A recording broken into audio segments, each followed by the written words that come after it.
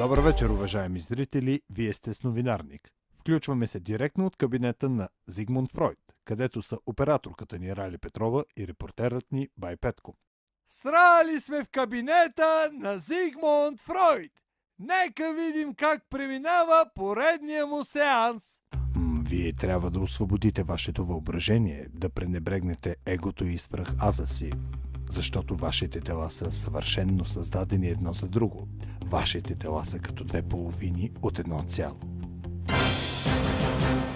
Уважаеми зрители, признавам си, проследих този сеанс със същото вълнение, с което на времето Лилипут е наблюдавал Гъливер.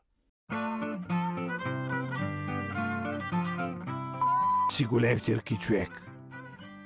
Това е уродска работа. Си големи тирки, човек. А сега отново се прехвърляме в кабинета на Зигмунд Фройд, защото там се случва нещо интересно.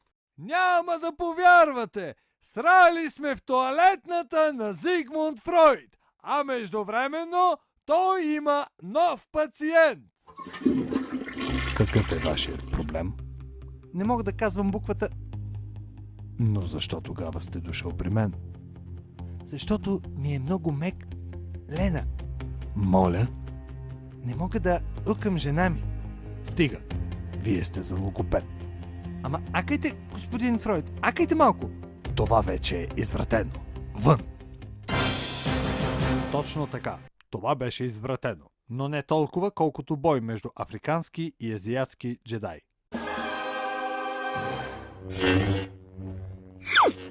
Я! Стой така! Време е отново да се прехвърлим в кабинета на Зигмунд Фройд. Срали сме на кушетката на Зигмунд Фройд. Бай Петко, споделете, какъв е вашият проблем? Бай Фройд, от известно време сънувам, че аз и операторката ми Рали сме женени. Петко, ти на тия години ще можеш ли да ме забремениш?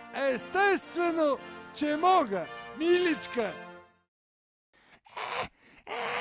Ай, дай си гледка колко далеч. Дай!